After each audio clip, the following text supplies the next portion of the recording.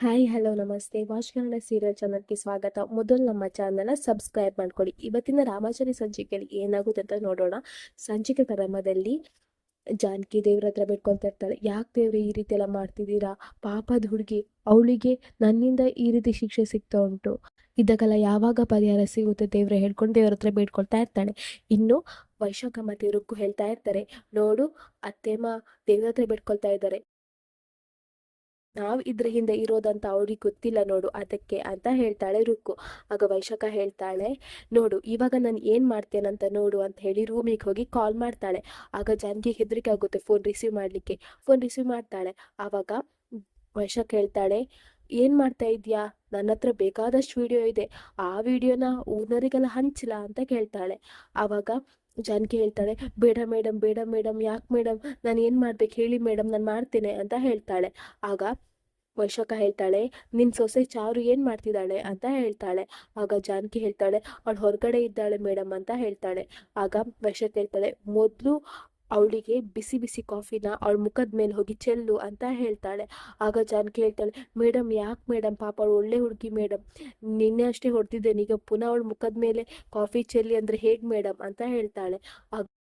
ಆಗ ವೈಶಾಖ ಹೇಳ್ತಾಳೆ, ಅವಳು ಒಳ್ಳೆಯವಳೇ ಇರ್ಬೋದು, ಆದರೆ ನಾನಂತೂ ಒಳ್ಳೆಯವಳು ಅಲ್ಲ ಅಲ್ವಾ, ನೋಡು ನಾನು ಹೇಳಿದ ಕೆಲಸ ನೀನು ಮಾಡ್ತೀಯಾ, ಇಲ್ಲದಿದ್ದರೆ ಎಲ್ಲ ಸೋಷಿಯಲ್ ಮೀಡಿಯಾದಲ್ಲಿ ಈ ವಿಡಿಯೋನ ವೈರಲ್ ಮಾಡಲಾ ಅಂತ ಹೇಳ್ತಾಳೆ. ಆವಾಗ ಜಾನಕಿ ಹೇಳ್ತಾಳೆ, ಬೇಡ ಮೇಡಮ್ ಬೇಡ ಮೇಡಮ್ ಅಂತ ಹೇಳಿ ಕುದಿತಿರೋ ಕಾಫಿ ತಗೊಂಡು ಹೋಗಿ ಚಾರು ಎದುರು ನಿಂತ್ಕೊಳ್ತಾಳೆ. ಚಾರು ಹೇಳ್ತಾಳೆ, ಅತ್ತೆಮ್ಮ ಕಾಫಿ ತಗೊಂಡು ಬಂದ್ರಾ, ನಾನು ಪೂಜೆ ಮುಗಿಸಿ ಮತ್ತೆ ಕಾಫಿ ಕುಡಿತಿದ್ದೆ ಅಲ್ವಾ, ನೀವ್ಯಾಕೆ ಇಲ್ಲಿಗೆ ತಗೊಂಡು ಬಂದ್ರಿ ಅಂತ ಹೇಳ್ತಾಳೆ. ಆಗ ಜಾನಕಿ ಏನೂ ಮಾತಾಡದೆ ಆ ಕಾಫಿಯನ್ನು ತೆಗೆದು ಅವಳ ಮುಖದ ಮೇಲೆ ಚೆಲ್ತಾಳೆ. ಆಗ ಚಾರು ಹೇಳ್ತಾಳೆ, ಅತ್ತೆಮ್ಮ ಯಾಕೆ ಈ ರೀತಿ ಮಾಡ್ತಿದ್ದೀರಾ, ಯಾಕೆ ಈ ರೀತಿ ಕಾಫಿ ಎಲ್ಲ ಚೆಲ್ತಾ ಇದ್ದೀರಾ, ನಾನು ಏನು ಮಾಡಿದೆ ಅತ್ತೆಮ್ಮ ಅಂತ ಕೇಳ್ತಾಳೆ. ಆಗ ಜಾನಕಿ ಹೇಳ್ತಾಳೆ, ನಾನು ನಿಂಗೆ ಹೇಳಿದೆ ಅಲ್ವಾ ನಮ್ಮ ಮನೆ ಬಿಟ್ಟು ಹೋಗು ಅಂತ, ನಮ್ಮ ಮನೆಗೆ ಯಾವಾಗ ಬಂದ್ಯೋ ಅವತ್ತಿಂದ ನಮ್ಮ ಮನೇಲಿ ಎಲ್ಲ ಹಾಳಾಯಿತು, ನಿನ್ನಿಂದ ನಮ್ಮ ಮನೆಯೇ ಸರ್ವನಾಶ ಆಯಿತು, ನೀನೀಗ ನಮ್ಮನೆ ಬಿಟ್ಟು ಹೋಗ್ತೀಯಾ ಇಲ್ವಾ, ನೋಡು ಇದು ನನ್ನ ಮನೆ, ನಾನು ಡಿಸೈಡ್ ಮಾಡ್ತೇನೆ ಯಾರು ಇರಬೇಕು ಯಾರು ಇರಬಾರ್ದು ಅಂತ ಹೇಳಿ, ಮೊದಲು ಮನೆ ಬಿಟ್ಟು ಹೋಗು ಅಂತ ಹೇಳಿ ಚಾರುಗೆ ಸರಿ ಬೈದು ಒಳಗಡೆ ಹೋಗ್ತಾಳೆ. ಇನ್ನು ಈ ಕಡೆ ವೈಶಾಖ ಮತ್ತೆ ರುಕ್ಕು ಅದನ್ನೆಲ್ಲ ನೋಡಿ ಸಖತ್ ಮಜಾ ತಗೊಳ್ತಾ ಇರ್ತಾರೆ. ಇನ್ನು ವೈಶಾಖ ಹೇಳ್ತಾಳೆ ರುಕ್ಕು ಹತ್ರ, ಆವತ್ತು ಸರಿದಾರಿ ಸೇವೆ ಅಂತ ಹೇಳಿ ನನ್ನ ಕಾಲಿಗೆ ಬಿಸಿ ಬಿಸಿ ಎಣ್ಣೆ ಹಾಕಿದ್ಯಲ್ವಾ, ಇವಾಗ ಅವಳಿಗೆ ಅರ್ಥ ಆಗಿರಬೇಕು ಬಿಸಿಯಾದ ವಸ್ತು ಮುಖದ ಮೇಲೆ ಬಿದ್ದರೆ ಏನಾಗುತ್ತೆ ಅಂತ, ಇದವಳು ಅನುಭವಿಸ್ಲಿ, ಇನ್ನೂ ಅನುಭವಿಸ್ಬೇಕು ಅವಳು ಹೇಳ್ಕೊಂಡು ಮಾತಾಡ್ತಾ ಇರ್ತಾಳೆ. ರುಕ್ಕು ತುಂಬ ಮಜಾ ತಗೊಳ್ತಾ ಇರ್ತಾಳೆ. ಇನ್ನು ಈ ಕಡೆ ಜಾನಕಿ ತುಂಬಾ ದುಃಖ ಪಡ್ತಾ ಇರ್ತಾಳೆ. ಇನ್ನು ಚಾರು ರೂಮಿಗೆ ಹೋಗ್ತಾಳೆ. ಹೋಗಿ ತುಂಬ ಅಳ್ತಾಳೆ. ಯಾಕತ್ತೆ ಈ ರೀತಿ ಮಾಡ್ತಿದ್ದಾರೆ, ನಿನ್ನೆ ನೋಡಿದ್ರೆ ಸರಿಯಾಗಿ ಹೊಡೆದ್ರು, ಯಾಕೆ ಏನು ಕೇಳಿಲ್ಲ, ಆದರೆ ಇವತ್ತು ನೋಡಿದರೆ ಕಾಫಿಯನ್ನು ತೆಗೆದು ಮುಖಕ್ಕೆ ಚೆಲ್ಲಿದ್ರು, ಅತ್ತೆ ಯಾಕೆ ಈ ರೀತಿ ಮಾಡ್ತಿದ್ದಾರೆ, ಅತ್ತೆ ಯಾವತ್ತೂ ನನ್ನ ಮೇಲೆ ಕೈ ಮಾಡಿದವರು ಅಲ್ಲ, ಬೈದವರು ಅಲ್ಲ, ಇವತ್ತು ಅತ್ತೆ ಯಾಕೆ ಈ ರೀತಿ ಎಲ್ಲ ಮಾಡ್ತಿದ್ದಾರೆ, ನಾನು ಅಂಥದ್ದು ಏನು ಮಾಡಿದೆ ಹೇಳ್ಕೊಂಡು ಒಬ್ಬೊಬ್ಬಳು ಯೋಚನೆ ಮಾಡ್ತಾ ಇರ್ತಾಳೆ. ಇನ್ನು ಜಾನಕಿ ಬರ್ತಾಳೆ. ಬಂದಾಗ ಚಾರು ಹೇಳ್ತಾಳೆ, ಅತ್ತೆ ಯಾಕತ್ತೆ ಈ ರೀತಿ ಮಾಡ್ತಿದ್ದೀರಾ, ನಾನೇನಾದರೂ ತಪ್ಪು ಮಾಡಿದರೆ ಹೇಳಿ, ನಾನು ಅದನ್ನು ಸರಿ ಮಾಡಿ ತಿದ್ಕೊಂಡು ಹೋಗ್ತೇನೆ ಅತ್ತೆ, ಸರಿ ದಾರಿಯಲ್ಲಿ ಹೋಗ್ತೇನೆ, ಯಾಕತ್ತೆ ಈ ರೀತಿ ಎಲ್ಲ ಮಾಡ್ತಿದ್ದೀರಾ ಅಂತ ಕೇಳ್ತಾಳೆ. ಆದರೆ ಜಾನಕಿ ಒಂದು ಮಾತಾಡಲ್ಲ.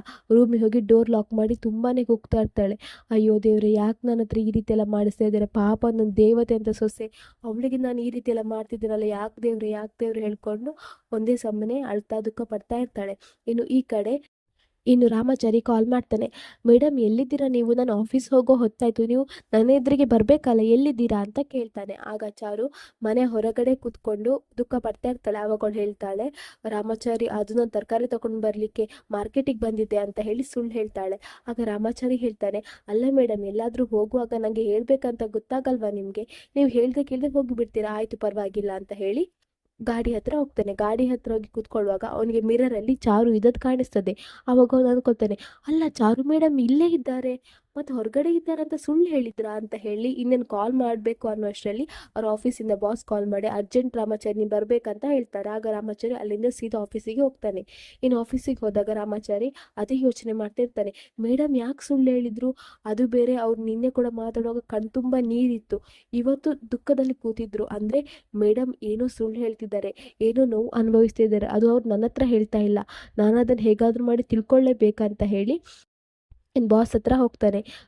ಬಾಸ್ ಹತ್ರ ಹೋಗಿ ನನಗೆ ಒಂದು 3 ಅವರ್ಸ್ ರಜೆ ಬೇಕು, ಸ್ವಲ್ಪ ಬ್ರೇಕ್ ಬೇಕು, ನನಗೆ ಮನೆಗೆ ಹೋಗಬೇಕು, ಚಾರು ಮೇಡಮ್ ಯಾಕೋ ದುಃಖದಲ್ಲಿದ್ದಾರೆ, ಅವ್ರಿಗೆ ಏನಾಗಿದೆ ಅಂತ ನಾನು ಕೇಳಬೇಕು, ಪ್ಲೀಸ್ ಸರ್ 3 ಅವರ್ಸ್ ರಜೆ ಕೊಡ್ತೀರಾ ನನಗೆ ಅಂತ ಕೇಳ್ತಾನೆ. ಆವಾಗ ಸರ್ ಹೇಳ್ತಾರೆ, ನೀನು ಪ್ಲೀಸ್ ಯಾಕೆ ಹೇಳಬೇಕು ರಾಮಾಚಾರಿ, ಆಯಿತು ನೀನು ಹೋಗಿ ಫಸ್ಟ್ ನಿಮ್ಮ ಫ್ಯಾಮಿಲಿ ಪ್ರಾಬ್ಲಮ್ ಏನಿದೆ ಅದನ್ನು ಸಾಲ್ವ್ ಮಾಡು ಹೋಗು ಅಂತ ಹೇಳ್ತಾರೆ.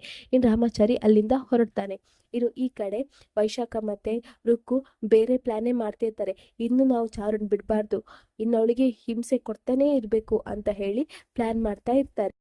ಇನ್ನು ವೈಶಾಖ ಇನ್ನೊಂದು ಸಲ ಜಾನಕಿ ಕಾಲ್ ಮಾಡ್ತಾಳೆ. ಆಗ ಜಾನಕಿ ಹೇಳ್ತಾಳೆ, ಮೇಡಮ್ ನಾನು ಸೊಸೆ ಮೇಲೆ ಕಾಫಿ ಎಲ್ಲ ಚೆಲ್ಲಿ ಆಯಿತು ಮೇಡಮ್, ಇನ್ನಾದರೂ ನೀವು ಆ ವಿಡಿಯೋನ ವೈರಲ್ ಮಾಡಲ್ಲಲ್ವಾ ಅಂತ ಕೇಳ್ತಾಳೆ.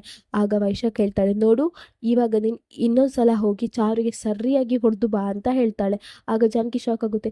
ಅಲ್ಲ ಮೇಡಮ್, ಅವಳು ಒಳ್ಳೆ ಹುಡುಗಿ ಮೇಡಮ್, ಯಾಕೆ ಮೇಡಮ್ ಅವಳಿಗೆ ನಿನ್ನೆಯಿಂದ ಹೊಡಿರಿ ಅಂತ ಹೇಳ್ತಿದ್ದೀರಾ ಅಂತ ಕೇಳ್ತಾಳೆ.